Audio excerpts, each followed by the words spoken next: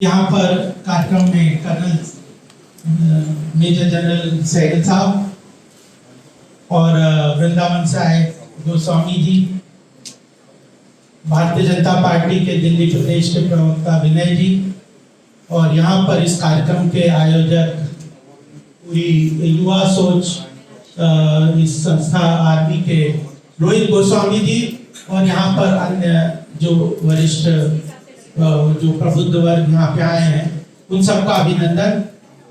मैं थोड़ी क्षमा चाहूँगा, मुझे थोड़ा जल्दी जाना है, मेरी बोर्ड मीटिंग है 2:30 बजे, तो इसके लिए मुझे जल्दी निकलना है। तो मैं तो बहुत शुभकामनाएं देना चाहता हूँ अवार्ड जिन लोगों को भी अवार्ड मिला। और मुझे यह कार्यक्रम का पूरा, जब रोहित जी ने मुझे यह कार्यक्रम भेजा और उसका पोस्टर भेजा तो मुझे बड़ा ही अच्छा लगा। युवा सोच आर्मी, एक दो बात संक्षिप्त में मैं कहना चाहता हूँ। कुछ चीजें मेरे मन में भी आई थी कि युवाओं की पहचान क्या है। युवाओं में उत्साह होना चाहिए, पॉजिटिव थिंकिंग होती है, हर विकट परिस्थिति में संघर्ष के लिए तैयार रहने की बात है, यही युवाओं की पहचान है। और भारत के लिए बहुत सौभाग्य की बात है कि आज भारत में 65, जैसे कहते हैं ना, डेमोग्राफिक डिविडेंड भारत का बहुत अच्छा है। आज 65% हमारी जनसंख्या 35 साल की उम्र से कम है। लेकिन एक बात, जब मैं आर्थिक विषय भी भारतीय जनता पार्टी की तरफ से देखता हूं तो एक बात हमें बड़े ध्यान से, कई बार मैं बोलता भी हूँ, रखना भी चाहिए कि हमें, अगर आज विश्व में भारत की एक पहचान बन रही है, भारत की चाहे G20 को ले ले, वैश्विक स्तर पे भारत की अलग पहचान बन रही है। यूएस, अमेरिका, जो यूरोप, सब कंट्री, जापान, ऑस्ट्रेलिया भारत की तरफ देख रहे हैं। उसका कारण, एक महत्वपूर्ण कारण है कि आने वाले समय में भारत जो है आर्थिक रूप से बहुत संपन्न बन के आगे उभरेगा और वो लोग उसमें पार्टिसिपेट करना चाहते हैं। तो युवाओं के लिए भी एक चीज एक बार हमें, मुझे लगता है, ध्यान में रखनी चाहिए कि before we get we should get rich before we get old. ये बिल्कुल अंडरलाइन बात है कि हमें ये जो डेमोग्राफिक डिविडेंड है इसको पूरी तरह से यूटिलाइज करके देश के आर्थिक विकास में उसकी भागीदारी सुनिश्चित करनी चाहिए। यह बहुत अच्छी तरह से आज का नेतृत्व, आदरणीय मोदी जी का नेतृत्व हम लोग जानते हैं कि we have very small time frame.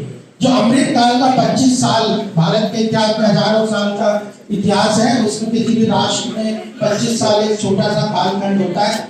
यह अमृत काल है, यह छोटा सा कालखंड है जब हमें पूरी मेहनत के साथ, पूरे संकल्प के साथ, पूरी एफर्ट के साथ इस बात को सुनिश्चित करना है कि भारत आर्थिक रूप से संपन्न हो। अगर भारत इस अमृत काल में आर्थिक रूप से संपन्न होगा तब जो हम चाहते हैं कि 2047 में भारत विश्व गुरु के स्थान पे स्थापित हो, जो हम सबकी आकांक्षा, अपेक्षा और नेतृत्व का मार्गदर्शन है, तो वह तभी संभव है कि इस 25 साल को हम सामूहिक संकल्प और शक्ति के साथ भारत के आर्थिक विकास की तरफ बढ़े, तभी भारत 2047 में विश्व गुरु के स्थान पे स्थापित होगा।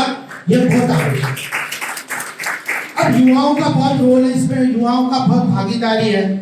युवाओं के लिए, जैसे जब मैंने कहा, जब प्रधानमंत्री मोदी जी भी कहते हैं कि संकल्प का बहुत महत्व है, सामूहिक संकल्प का बहुत महत्व है। और इतिहास को भी अगर हम देखें, चाहे भगवान राम का भी दशहरे का, रामनवमी का पर्व पूरा हुआ है, उन्होंने 12 साल की उम्र में जंगल में, वाल्मीकि जी जब उनको लेके गए थे तो उन्होंने हड्डी का ढेर देखा, तो वाल्मीकि जी से पूछा ये क्या है, तो उन्होंने कहा राक्षसों ने साधु संतों को मार के उसका हड्डी का ढेर लगा दिया। तो वहां उन्होंने प्रतिज्ञा की थी कि निशिचर विहीन करहु मही, भुज उठाए प्रण की। यानी 12 साल की उम्र में जो उन्होंने संकल्प लिया, उसको रावण को मार के अपने जीवन में पूरा किया। तो संकल्प का महत्व है। संकल्प के साथ इतिहास में अगर शिवाजी को देखें तो 10-12 साल की उम्र में भी जो माँ तुलजा भवानी के सामने उन्होंने सामूहिक रूप से संकल्प किया था कि मैं यहाँ से मुगल साम्राज्य को खत्म कर दूंगा, और पूरे जीवन में 52 साल की उम्र में उनका देहावसान हो गया। उसमें उन्होंने इतना बड़ा मुगल साम्राज्य खत्म कर दिया और पुनः भारत को हिंदू राष्ट्र की स्थापना की। यह संकल्प का महत्व। तो युवाओं के लिए भी संकल्प का महत्व है, देश के लिए भी संकल्प का महत्व है। संकल्प कब लेना चाहिए? कम उम्र में लेना चाहिए। जितनी जल्दी संकल्प लेंगे उतना अच्छा है, क्योंकि जीवन संकल्प लेके ही केवल काम नहीं होता, संकल्प के साथ एक डायरेक्शन भी चाहिए, ऑब्जेक्टिव भी चाहिए, गोल भी चाहिए। और उस गोल को जब हम आइडेंटिफाई कर लेते हैं, उस संकल्प को आइडेंटिफाई कर लेते हैं, तो उसके लिए क्या गुण चाहिए। आज यहाँ पे मैं ये युवा सोच की बात देख रहा था, इसमें कितने सारे एस्पेक्ट इन्होंने दिए। स्पोर्ट्स, यानी अगर आपको व्यक्ति का, अगर कोई व्यक्ति है जिसने गोल बहुत हायर ले लिया लेकिन उसमें कैपेसिटी नहीं है उसको डिलीवर करने की, उसने उसकी तरफ काम नहीं किया, तो वो कंप्लीटली फेल होगा। तो इसलिए सर्वांगीण विकास चाहिए।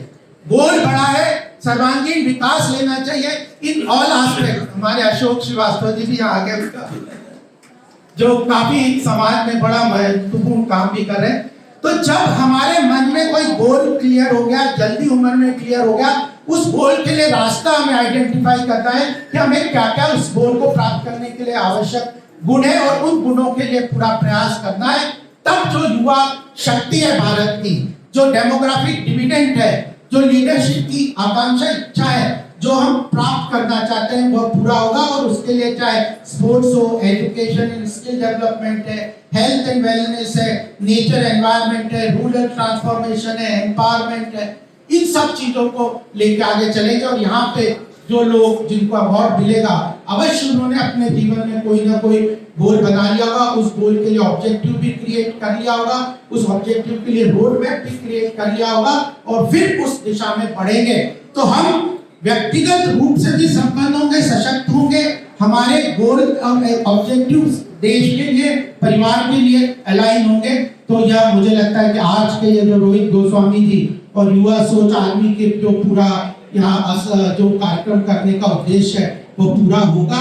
और आने वाला समय भारत के लिए बहुत उज्जवल है, क्योंकि नेतृत्व मजबूत है और युवाओं के अंदर एक शक्ति और संकल्प भी है।